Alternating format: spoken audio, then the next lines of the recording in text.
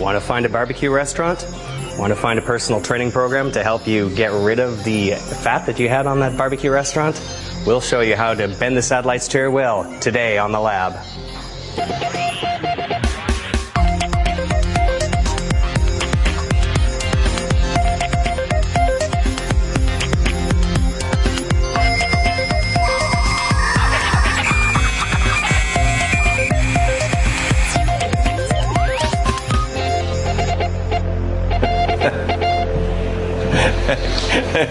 Was that you making that caribou sound, Glenn? Hello and welcome to The Lab. I'm Leo Laporte. This is the show where we're going to help you understand technology in all its various wiles. As you see, Sean's going to show you GPS. We're going to answer some questions. Ladies and gentlemen, Kate Abraham has wrangled us up some calls. I have, very gently. Very gently? Very gently. You're a gently wrangler? Yes. A gentle wrangler? And also the clipboard, the magic clipboard with my assignment for today. It's like Mission Impossible. If you choose to accept. This board will self-destruct in 44 minutes.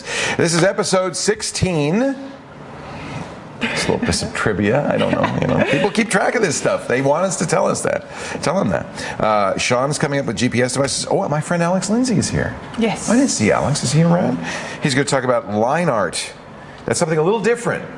Line art images in Illustrator, vector graphics. So that should be fun. But I know we have a call ready and waiting. We do. Is this her? We have Theresa, and she's from training in Western Australia. That is so cool. It must be 2 in the morning in Australia. She's nearly on midnight. Hello, Theresa. Hi, Leo. How are you today? I'm doing very well. A very good night to you. It's midnight there? Nearly. Wow. Nearly midnight. Wow, nearly midnight. Well, I'm so glad that you could join us on the show today. And I appreciate So glad you've had me. Appreciate your coming back. What can I do for you? Well, I'm ringing to find out about creating mailing lists. I'm an online seller and I have so many customers and I'm trying to find a way to manage them because Outlook just isn't working for me. Right. What do you sell online? I sell lots of different things, collectible mirrors and tins, business card holders. Is it and stuff that you on a farm. Is it stuff you make, Theresa, or? No, the things that I make are like country craft because I now live out on a farm, like there she is. wheat bags and. Oh, that's so neat. Lots of different things. Where can I? So is it on eBay? Where can I find your stuff? Well, I sell on lots of different auction sites, but I put them all together on my website so people can find the right place for them. That's smart. And where's that? It's aquarian.net.au, like the star sign. Aquarius.net.au. You got a good URL. What a great URL. No, I got Aquarius. I'm very happy. Aquarian or Aquarius? It must be Aquarian. Aquarian. Ah, see, I put Aquarius, and I got pool supplies. Here we go. Country craft and collectibles. This is great. Well, one way you could start, of course, is by using your website to collect mailing addresses. Do you have, often your web host will offer mailing list software built into their system. So you might inquire of the web host. Sometimes they have something called Fantastico, the Fantastico script installers. And if they do, that's really great because it's push button. You would install a mailing list manager that you could then put on your page, which would be one way to kind of create a list of new customers as well as keep track of your old customers. So that's one possible solution. If you want to do it, now that would put it on the web. If you want to do it locally, in other words, kind of replace Outlook with something a little bit more powerful, let me recommend the next step up from Outlook, which is ACT. All of this is what we call Customer Relationship Management, or CRM. And you could go from the very basic stuff all the way up to the main, big, huge enterprise stuff that big corporations use. You probably don't want to go that far. ACT is a really nice kind of contact manager that is focused on sales. So it has things like you can have mailing, actually letters, physical letters that would automatically customize. You can have a tickler file saying, hey, we haven't heard from you in 6 months. Maybe I ought to send this person a special or something like that. It's really great for managing your customers. ACT is available for Windows, and I think it's a pretty cool program, and there are lots of add-ons for it, which is one of the reasons I recommend it. So that would be kind of taking Outlook to the next level. If you're kind of happy with Outlook, what does Outlook not do for you that you'd like it to do for you?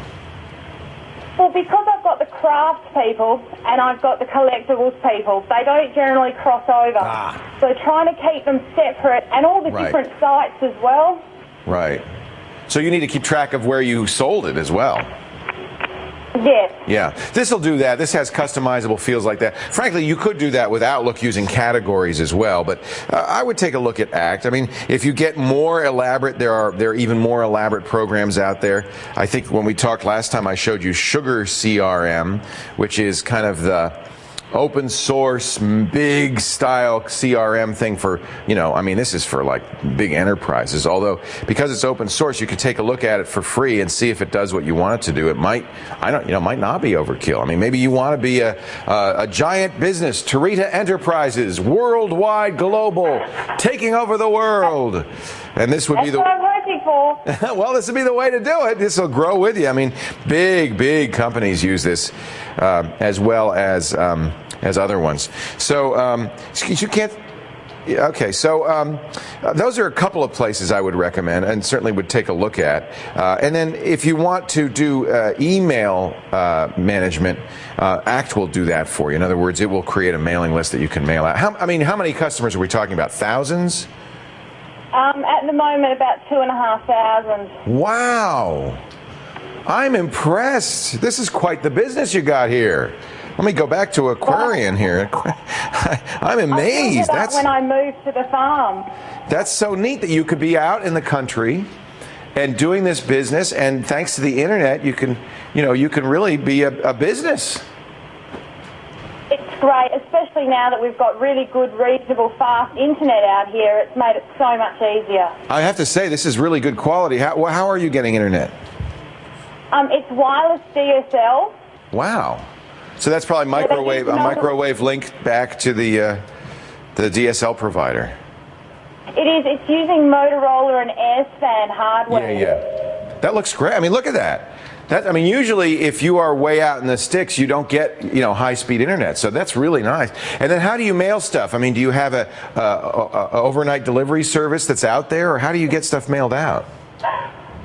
We drive into our local post office. We don't even get courier delivery or mail delivery to our house where I live. Oh, you're in the country. That's great, though.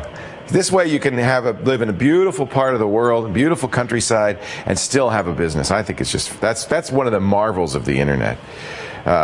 Through your 3 hours, I see on the website, 3 hours east of Perth, you have sheep, you grow wheat, lupins, barley, field peas, and oats. Wow. Certainly do. That is so cool. Theresa, so great to talk to you. We just love our Australian viewers, and it's so nice to be able to connect with you. Thank you very much for joining us. Thanks for having me, Leo. Good luck with your business. It sounds like you're on a great track. Take care. Thank you. Bye-bye. Wow, isn't that neat? To me, this is what the internet revolution is all about, is people like Theresa who can live where they want, have the lifestyle they want, and still make a living using the internet. Of course, she still has to drive to the post office. Hey, we're going to come back in just a little bit. We're going to talk about GPS, the global positioning system. So if you're out in the country, you can figure out how to get to the post office or wherever you want to get. Also coming up, Alex Lindsey, our favorite Photoshop and Illustrator guy, showing you a new kind of art, line art, and more of your calls too as the lab continues. You stay right here.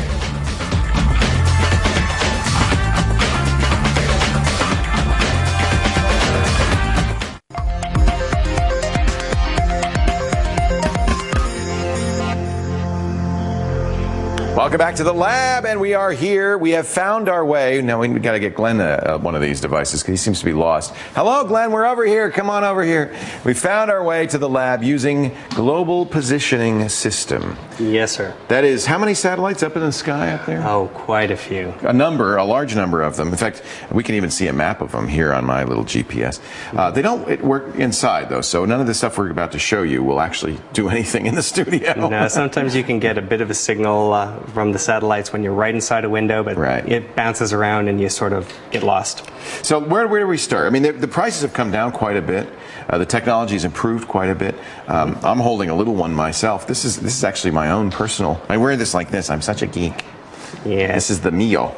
Yes. This used to be ultra geek technology. It came from the military originally. Upside down right now. And for the longest time, consumers didn't have access to this. When they finally got access to it sometime in the late 80s, when I think it was Ronald Reagan opened that up to the general public and to commercial use, it was very, very expensive. And generally it was black and white, and you didn't have much mapping capability. Now you've got all of this functionality in here.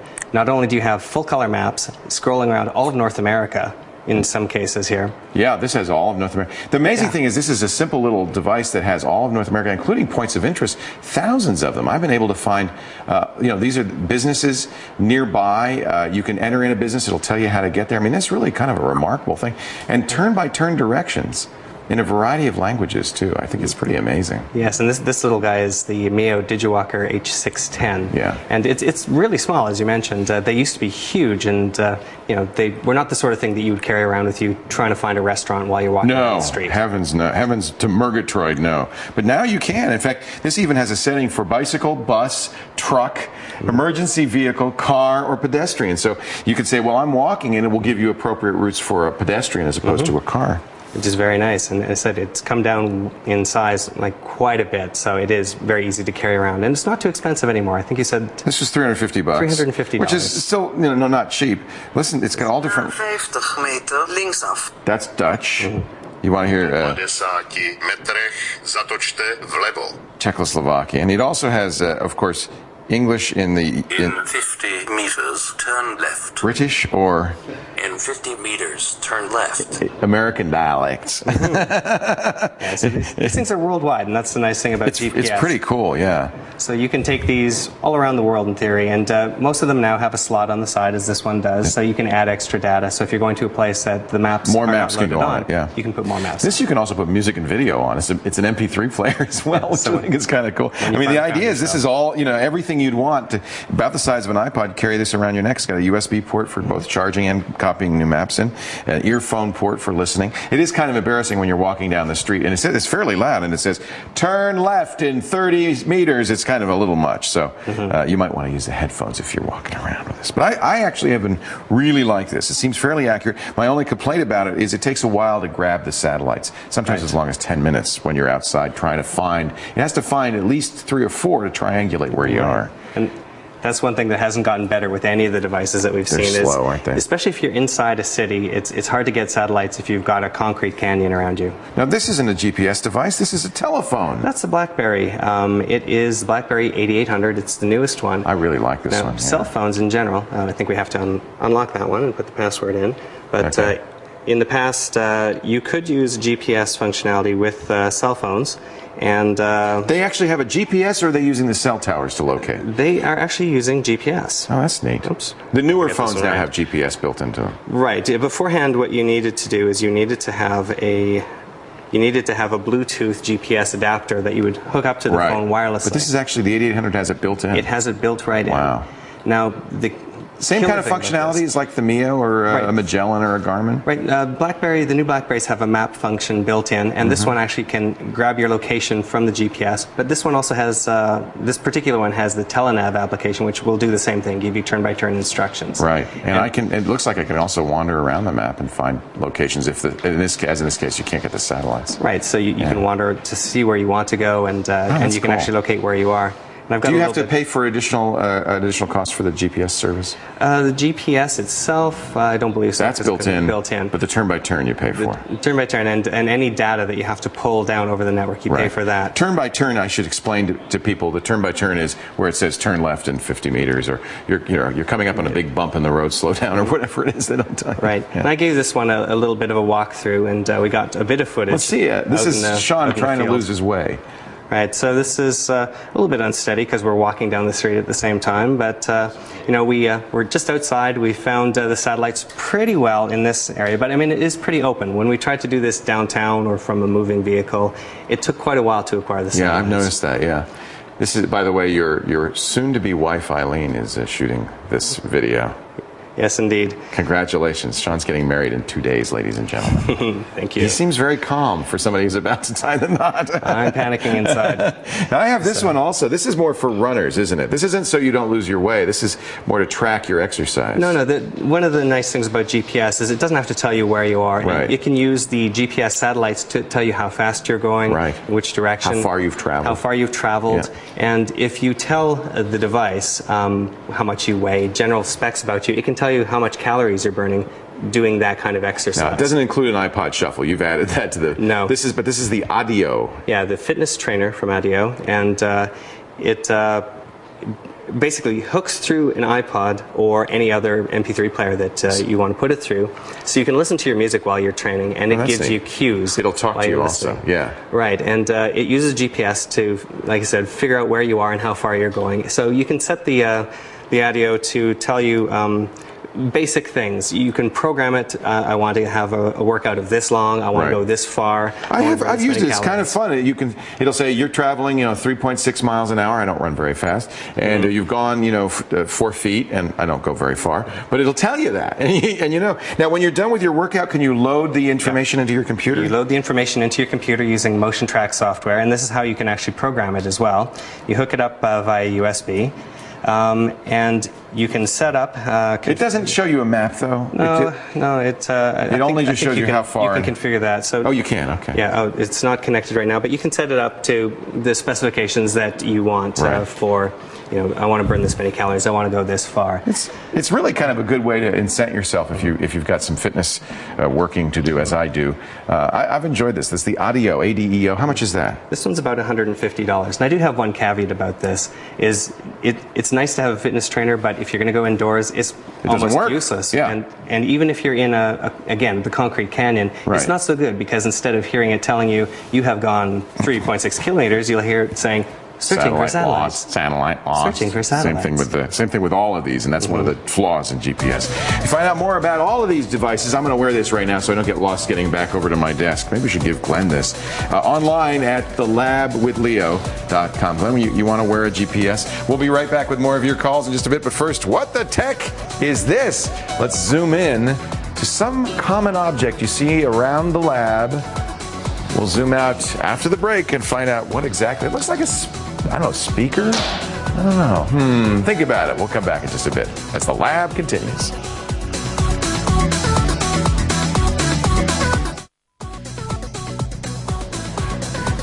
Welcome back to the lab with Leo. What the tech is that? I don't know. Some close-up that Sean took around the lab. Zooming out. It's not what I thought at all. It's a Windows XP Home Edition setup screen. That's the pixels make it look like a speaker. It's just that, is it an LCD or CRT? That one's on an LCD. LCD has that kind of pixely thing. And let's get another call on the show here. Kate, do you have somebody else for me? We do. We have Frank from Mississauga in Ontario. Hello, Frank. Thanks for joining us again. Good to talk to you. Hi, Leo. Welcome to the show. What can I do for you today? Well, have a problem with my computer. Yeah. It's been running slow lately and flaky and... slow and flaky, eh? Yeah. Sounds like every computer I've ever had. Well, I call it bit rot, the problem that I'm having. And what do you attribute the slowness? Do you have any ideas about it? I have some ideas, yes. Well, I'm running some customization software. That could be contributing to it. Okay. How long has it been since you've reinstalled Windows? It's been a while, maybe close to a year. Year's not bad. I have to say that this bit rot problem, which is very common in Windows, we'll see if it's common for, if it happens to Vista, but it certainly happens to all versions of Windows previous to Vista, usually occurs after a year or two. Partly it depends on how you use it. You're probably like me, Frank, where you install a lot of software. I try new software all the time, uninstall it. Sometimes I forget to uninstall it, sometimes I don't. I have a lot of things running in the background. The more you use your computer, the more it will tend toward bit rot. And sometimes people who are very simple, they install Microsoft Office, they get their email, and that's about it. They don't seem to have this problem as to the degree that we do. It really plagues enthusiasts, I think, more than it does just kind of end users. Nevertheless, I generally recommend, this is more true for the older versions of Windows, certainly was true for Windows 95, 98, and ME, regular reinstalls on the order of yearly, something like a spring cleaning, where basically when you start fresh, Windows runs great. It also gives you a chance to apply all the updates, kind of get a really good clean setup of Windows. One way I avoid a lot of trouble with this is I'll use an imaging program like Ghost to, when I've got the install done and it got it just the way I want it, and I'll ghost that, and then I can quickly get back to that position without even going through the Windows installer. I don't have to see that blue screen that Sean just showed us. It just installs. What kind of, you said you have stuff running in the background? I'm using a lot of stuff to customize the look of Windows. Okay. And, it's taking up a lot of resources, I know that much. Yeah, I mean, that's the other reason Windows slows down is things like, I'll tell you, some of the worst culprits, Norton Antivirus, Norton SystemWorks, all of that stuff. Norton likes to install stuff that runs in the background. If you see it in your system tray, it's contributing to the slowness of your computer. The more stuff you've got in the system tray, the slower your system is going to be. When you said customization, what kind of stuff are you running? Window blinds. Oh, I love Windows blinds. Yeah. But yes, that's definitely that's a slowdown big time. This is stuff from Stardock. Yeah. I think they do some cool stuff to make your PC look completely different. The Object Desktop, Window Blinds, which skins the Windows GUI. They have also a cursor program. Here's an example of Windows Blinds making XP look just like Windows Vista, which is kind of funny. What do you make your desktop look like? I frequently get the Vista look going. Yeah. I don't exactly want to switch over to Vista yet, but at least perfect. You get all the beauty. This one is Object Dock, which gives you a dock that looks just like the Mac OS X dock. These are great programs. You can see they do a lot of them. Desktop X, Cursor XP, Icon Packager. But each one of these, if it's running in the background, as some of those are, not the Icon Packager, but some of the other ones are, is going to slow your system down. Object Desktop in general is pretty slow, I have to say. So that, look, it's a personal computer. You want to personalize it, right? I understand that, but that's sometimes the price you pay. Tell me about your machine. How old is the machine? It's about, I got it in 2004, so about 3 years old. Yeah. So is it Pentium 4 or Pentium 3? It's a Pentium 4. How fast? 2.8 gigahertz. Okay, well, that's a very fast Pentium 4. Of course, now the Core 2s are basically the same speed times 2. How much RAM do you have? 2 gigabytes. Oh, you got plenty of RAM. Sometimes that's a cost. If you were running Object Desktop and 512 megs of RAM, I'd say, well, no wonder it's slow because it's eating up a lot of the memory. You're probably doing a lot of paging. But with 2 gigs, you have at least the room to run it. One way to test it is turn it off. See how much faster your machine is. I generally like to go through everything on my machine and turn off stuff I don't need. A really good way to do that is from a company called Microsoft. You've heard of them? I was going to say Sysinternals, but they purchased Sysinternals, Mark Rusinovich's company. And the program I'm thinking of is called Auto Runs. It's a terrible name, but it's absolutely free. What Auto Runs does is, let's see, I want to run it here. Do I want to run that? Yes, I do want to run it. Oh, this is Vista saying, are you sure? This is a program, again, from Microsoft that replaces kind of the MS config that we talk about all the time. It shows you everything that's running in the background. And this is really a great tool. I mean, you can decide right here to disable, stuff you don't need. And look at the Windows services. They can really slow you down. So it could be bit rot. It's not that old a system. If you've installed and removed a lot of programs, maybe you want to reinstall Windows. Otherwise, I'd take a look at the stuff running in the background. And this Auto Runs is a really useful way to do it absolutely free. Sure, that sounds good. Just disable that stuff, see if it makes a difference. If it does, then you have to decide, well, is it worth it to get this Vista look on XP? Thanks, Frank. Okay, thank you, Leo. Great to talk to you. Thank you for joining us. Hey, are you ready? Let's test your tech quiz. It's our quickie quiz question of the day. What's the basic measurement unit in quantum computing? That's that new kind of computing that's supposedly going to take over from the standard chips. Is it bits, quanta, qubits, or a very, very small woola? Go to the website, give us the answer. We'll talk about it a little later on as The Lab with Leo continues.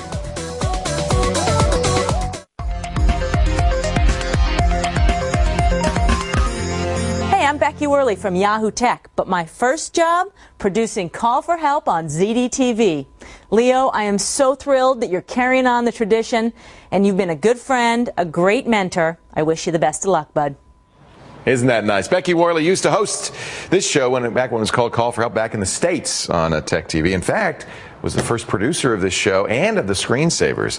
And she's still very active in tech. You can catch her on Yahoo Tech. Welcome back to the lab. Let's get another call. What do you say, Kate Abraham? We have Angelo from Toronto in beautiful Ontario. I love Toronto, my erstwhile home. Hello, Angelo. How are you, sir? I am well. How are you, sir?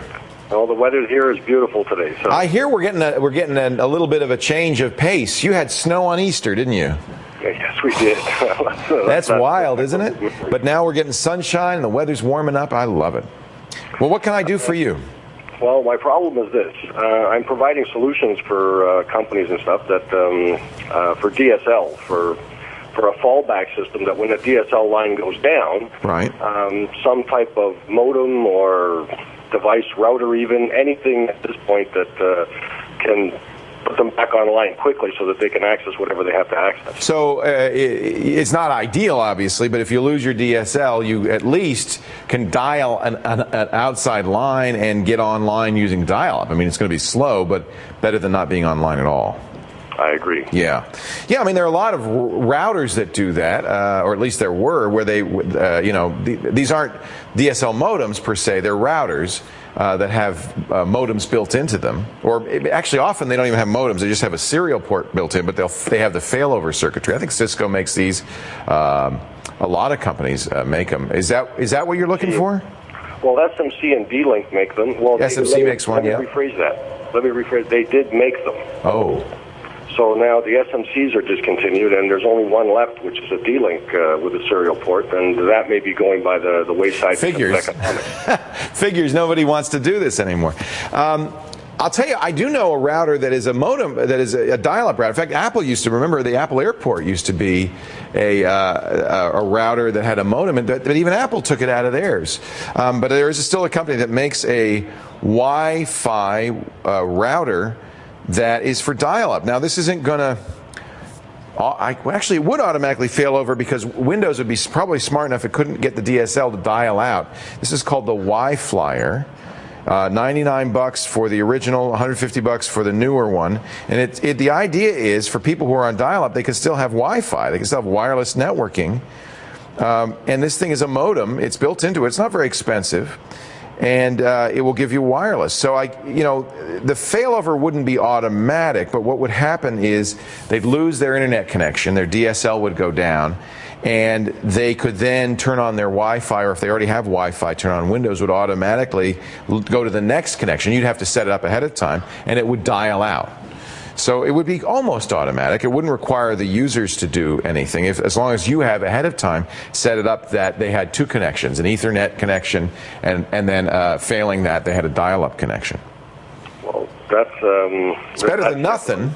It's better than nothing, and I agree. And since they've actually just released a new version, as you said, maybe they're actually sticking with this, which is good. Some companies actually... Wi-Flyer has said, hey, look, we see this as a category that is underserved, and it's a pretty new company. It's a couple of years old. They're going to stay in this for a while.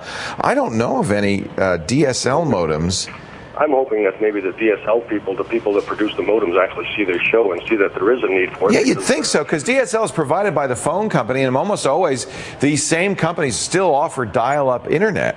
So, it wouldn't be too much of a stretch for them to include this, I don't think. in a DSL router. I don't think so either. I mean, giving the economics of the modems, I mean, they're $50, $60. That's not that big of a deal. It's a chip. I think probably what they're saying is, yeah, it's not that big a deal, but there's not that big a market. Like, you're the last guy doing this, Frank. Thanks. Well, I'd just like to say as well that Kate and all the people in the background there, they do a heck of a lot of work to make you look good up there. Yeah, you knew that, didn't you? You could tell. Yeah. Oh, I tell you, I am so lucky. Kate is wonderful. She gets us our callers and is so charming. Isn't she just charming on the phone? Very much, yes. And very convincing as well. She's excellent. So just the army of people that support you and the Call for Helps and the Screensavers and all the rest of the shows that you do, I'd like to thank them. Thank you. I should do that more often. You're absolutely right. I mean, I get the credit because I'm the one standing in front of the camera, but frankly, I'm a very small cog in a very big machine. And, you know, between the people you do see on the set, like Sean and Kate, there's also a ton of people in that little room over there where it's about 128 degrees, and they're and they'll see you in just a bit. We're going to do the control bumper, but they're great people. I tell you, we're very lucky to have such a good crew. Thank you. I appreciate the call. Not a problem. Bye, sir. Hope that helps. Thank you very much. When we come back, we're going to talk with Alex Lindsey, well, not quite when we come back, in a little bit, about creating line art using Illustrator, but also more of your calls coming up. We're going to put Kate back to work in just a second. You stay right here.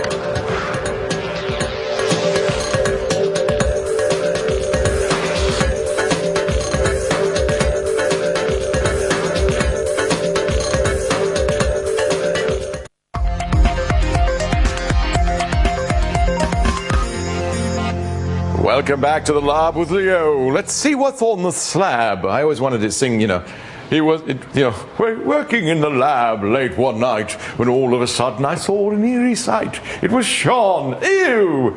Oh, I'm sorry. He's got his hockey beard. It's okay. Let's talk to Kate and who doesn't have a hockey beard? Everybody in town has a hockey beard. We have Robert on the line from North Bay in Ontario. Hello, Robert. How are you? I'm pretty good, and how about yourself? I'm wonderful. Welcome to the lab. What can I do for you today? Well, you see, I have a little bit of a problem. A friend of mine has recently been receiving some pretty harsh emails from somebody pretending to be me. Ooh, that is bad. Kind of. Now, see, this person has a similar email address and whatnot. And what I'd like to find out is simply who this person is. And so what do you think I should do, or how do you think I should go about finding out who this is? So what you would like to do is prove that it's not you, in other words? Essentially, yeah. Okay. Is it coming from your email account? No, it's not. Okay. Where is it coming from? Somebody else. Okay. So there is not a whole lot you can... Okay, it's coming from somebody else. Right. You can prove what ISP it's coming from, usually, although if somebody's very tricky, they can even spoof the internet service provider. So it becomes very difficult to track them down if they decide they want to hide their tracks. Even on a spam email, people often say, "Oh, very cool. I should be able to figure out who that spammer is just by looking at the headers." Let me show you the headers, and you can see if I show all the headers in any message, you can see all the different servers that the message went through. That's the received setting. Now, the problem is that normally you would say, oh, well, the very first received message is the one that it came from. In fact, that's not necessarily the case. It could be, that one could be spoofed. There will be at some point you'll get to the real servers that it went through, and you'll see the first good server, but you can't really even prove that it came from that server. So if you look at the headers of the message, you could at least see what email service it came from. Okay. Unless they're spoofing it. For instance, I can see that this says it's from AndrewDarlow.com, who sent me an email, and I can see that the original send was optonline.net. So even though he's got AndrewDarlow.com as his URL and his return path, his ISP is optonline, and so I can see that that's the ISP. The problem is, and I even have an IP address, the problem is, can I then go to the ISP and say, well, who is this guy really? And the chances are Here's one from Sean. Let's look at this. The lab sucks and I'm not Sean. Same thing. I can see that it came from a Qmail server. The first line is the most recent. So you go back. It says from globalhermit@hotmail.com, and so I can see that that's where it came from. If I go all the way down in the received froms, eventually it's going to get a Hotmail address on it. But then how do I find out who that person is? I mean, if he's using a pseudonym, well, I have to ask Hotmail, or I have to ask whatever that ISP is. And the problem is they're probably not going to tell you unless you're coming from a police agency or a government agency, or you've got a subpoena, because they want to protect the privacy of their users. They kind of have an obligation to do it. So I say that I see this email that says the lab sucks and I'm not Sean. It wasn't me. And Sean swears he didn't send it. It wasn't me. And I want to prove that he sent it. I can go way back, and you see the final one is hotmail.msn.com. That's where it originated from. But I don't know if that's really Sean or not. It could be anybody with this email address. So that's the problem, and I cannot force Hotmail to reveal that. So that's the real issue. Frankly, I don't know any way to prove that it's not you. Did they use a webmail service like Hotmail or it was Hotmail, actually. It was Hotmail. Yeah. See, anybody can create a Hotmail account and use your name or something, some variant on your name, and you can't prove it's not you. And if you go to Hotmail, you can go to Hotmail and say somebody's impersonating me. They may or may not help you. I mean, if they're clearly is some violation of the law, or they're clearly impersonating you, they may help you. But generally, you need to have some help from a governmental agency, the police, to really get some help out of that. Okay. I'm sorry. It's one of those problems with email. But what you should do is tell this person who's getting it, hey, dude, anybody can do this. Email is not inherently secure. I can impersonate. I can send you. In fact, you could do this. Send him an email from the Prime Minister, and say, see, it says right there, it's from the Prime Minister. But anybody can do that. That's the problem with email. Microsoft actually is working very hard, along with some other companies, to do authenticated email, where they actually force you to validate that you are the person who sent the mail. That still isn't going to help you much, because even if that was authenticated email, all it tells you is it is from this person at hotmail.com, but you still don't know who this person is. Okay. Sorry, that's kind of a rotten thing, Robert. Sean, you didn't do it, did you? No, I didn't. Yeah, he didn't do it. He didn't do it. He swears he didn't do it. I see right here, it says, I don't know. It wasn't me. Nothing. Hey, thanks for the call, Robert. I'm sorry. That's a terrible thing to have happen to you. And it's something everybody should know. There's just not a whole lot you can do about it. Hey, it's time to talk to Ryan Ewell. Thank you for my chair, sir. He's making up for that lousy email he sent. Yeah, you say that. Ryan Ewell is the author of Ewell's Jewels. Yes, I am. And he is always here with some great free files. What is our free file today? Well, we're always here, and we're using Always on Top Maker. So Always on Top Maker. Yes. Is this Mac or Windows? It's Windows. It's actually 98 and NT, XP, 2000, ME. It's pretty much all of the Windows except for Vista. What does it do? Well, when you have a window that is always on top, like for instance, when you go Control-Alt-Delete, it's always on top here. I can't get rid of it if I want something over top. Now, sometimes you like that, because if it's a clock or something that you always want to see. Exactly. So there's two instances. One where you want it to be on top and it isn't, or one where it's always on top and you don't want it to be that way. So you run Always on Top Maker first, and then once it's running, you just hit Control-Alt-T, and there you go. Now it's not always on top. And so you turned off the Always on Top for Tax Manager, which is the default for Tax Manager. Exactly, but I can also turn it back on. So for instance, with Calculator here, let's say you want that always on top. Control-Alt-T, and now it is always on top. Nothing can get on top of it. Exactly. Ooh, there we go. So it's always on top. So it's a really useful program. Now, some programs let you select that through the menu, but others don't. Right. This way, just across the board, you can choose yourself. You don't have to see if it's in the menu or not. That's really handy. It's pretty cool. So Ryan's Jewels, always on top. Yes. I like it. Labwithleo.com. They can check it out. There's lots of them now. There are a few. Over a dozen. And more coming all the time. Thank you, Ryan. Oh, you're welcome. We're going to take a break. Come back with more of your calls. And Alex Lindsey, our good friend, is going to talk about Illustrator. But first, let's take our quick quiz question of the day. You ready for this? All right. Put on your thinking cap. What is the basic measurement unit in quantum computing? Is it bits, quanta, qubits? A very, very, very small ruler. Get to the website, think about it, and we will talk about it when we come back on The Lab.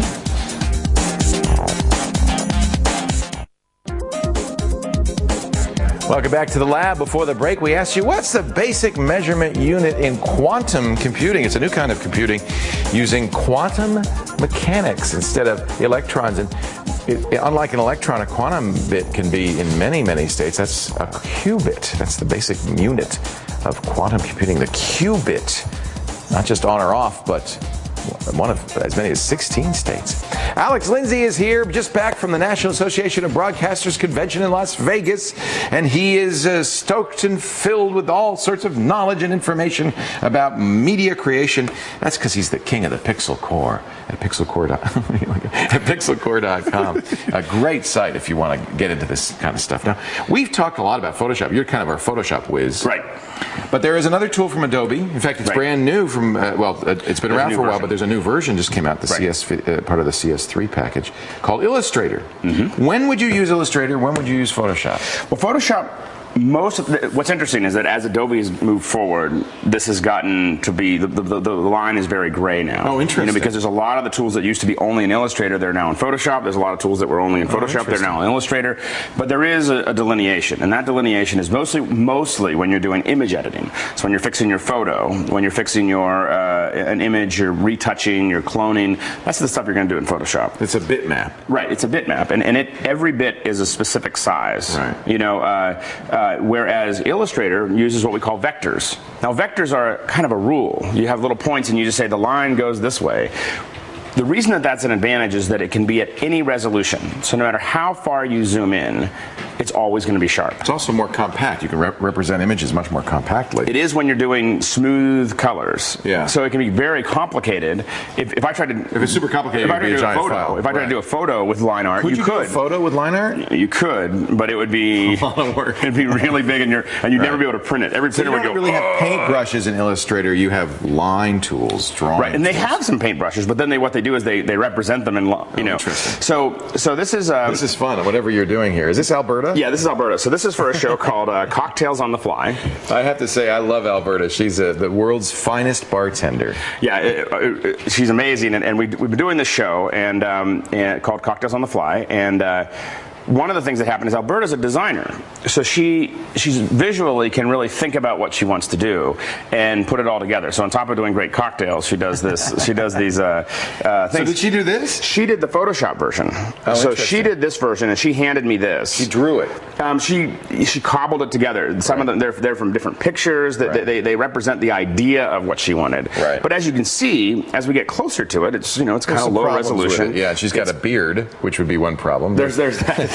There's that. It's different shades of skin tone. Yeah, and also there's. She knew you'd fix that. Yeah, and so this was what she started with, and my job was to clean it up so that we can use it for our on-air graphics. Right. We can use it for our print materials. Do you typically want those to be vector?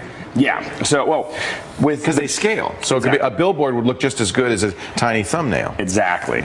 So what you want to do is you want to convert all that to bitmap. That's the professional way to approach it. And a lot of people will think, oh, I'll just do it in Photoshop at really high res, but you always will run out of room. Right. You always want it bigger than what you created it as. Right. So it's always easier. And as you can see here, it looks a little cleaner too. So what I did is I took the opportunity to not just make it exactly the same as what she had, but I actually, cleaned up the look a little bit. So how do you turn a bitmap, a Photoshop style drawing, into a vector map? By hand.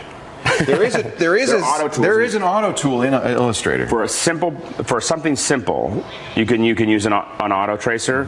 But if you really want something that you're going to use for a long period of time, you're going to want to do it by hand, and here's why. If you look at this, if I start, let me just select some of these. These are all lines. These are all lines that were drawn. So what I do is with color. So what I do is I literally take this line tool and I simply go up like this. You're tracing her hair, and I'm just tracing her hair. Like this is where I go crazy. And I hold down the Bezier curve thing. I just don't understand. And this is going to be a little bit rough right now, but you get the idea of.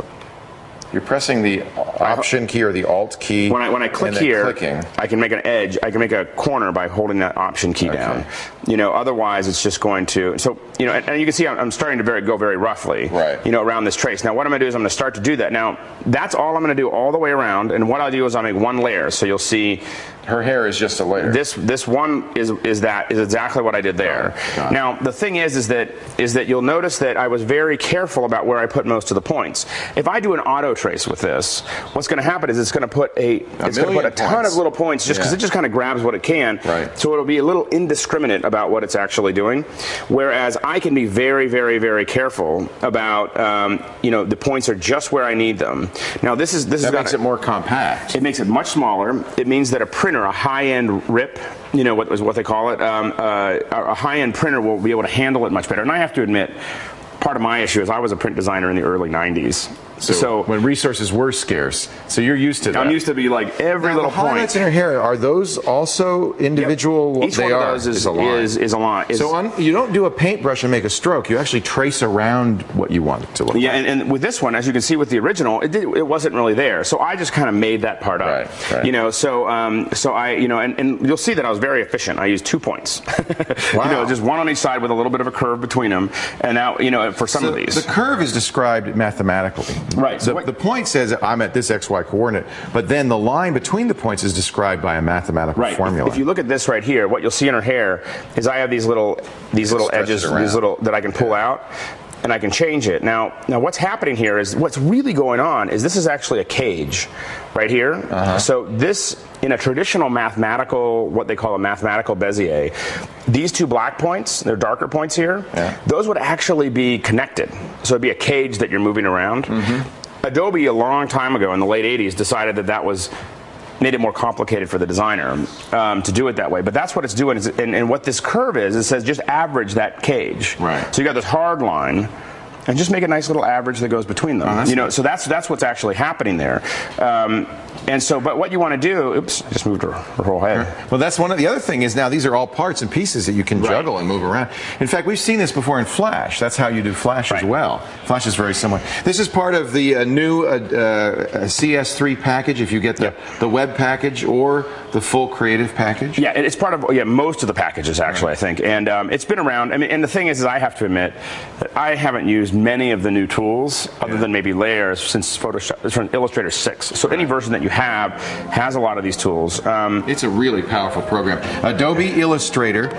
You can find out more about it on our website, labwithleo.com, or go to pixelcore.com, where you do training and you help people who are artists learn this stuff and then get them jobs. Right, and we're actually doing a huge membership drive for the summer. So actually through May, where you can join for only $50 for the whole summer. Oh, that's and you get like $30,000 or $40,000 worth of software. Kids do it. Seniors, the youngest is what, 8 or 9? Youngest is 8, oldest is 78, I think. It's just a great way to learn this. Professionals, hobbyists, everything. Pixelcore.com. Thank you, Alex, Lindsey. We'll be back with a final word right after this. Stay here.